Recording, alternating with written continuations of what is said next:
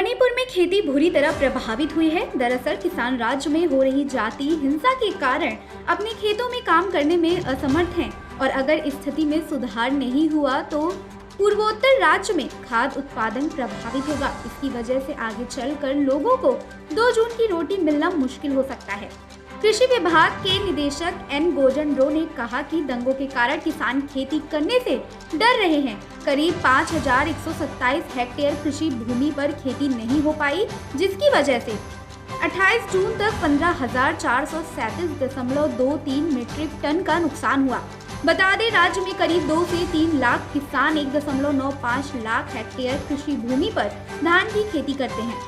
थौबल जिले में राज्य में प्रति हेक्टेयर सबसे अधिक उपज है।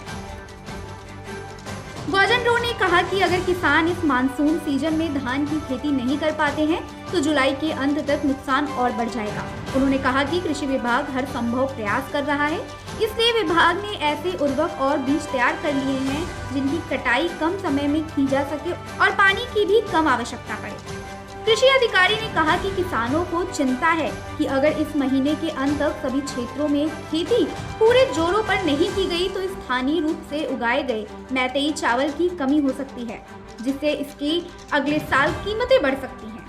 उन्होंने कहा कि जहां कुछ किसान बिना डरे इम्फाल के बाहरी इलाकों में अपने खेतों की देखभाल कर रहे हैं, वहीं कई लोग अपनी जान के डर से पीक सीजन में खेती करने से बच रहे हैं। विष्णुपुर जिले के मोइदांग पोकपी क्षेत्र के एक किसान थोकचोंग मिलन ने कहा कि उग्रवादियों द्वारा किसानों पर गोलीबारी करने की घटनाओं ने इम्फाल घाटी में धान की खेती को बंजर बना दिया है।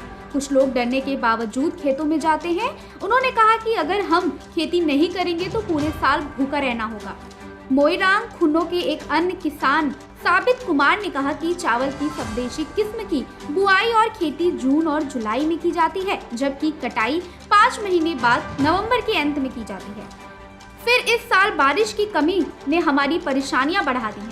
पिछले साल मई के अंत में भारी बारिश के कारण धान के खेतों में पानी भर गया था, जबकि इस साल कम बारिश हुई है।